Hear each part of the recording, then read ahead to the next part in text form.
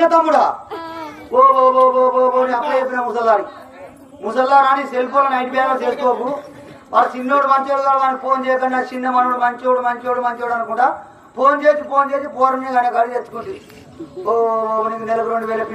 pension రాకుండా అయిపోయా అప్పుడు ఎప్పుడో ముసలి 50 వంద ఇచ్చి ఈ బియ్యం పాడుగా బియ్యం పందులు కూడా బుక్ లేదు దొడ్డు బియ్యాన్ని 2000 పింఛన్ బంద్ అయింది ఆ ముసలానికి అయ్యో సరే కానీ ఒకసారి నాయనమ్మకి నేను మాట్లాడతా ఫోను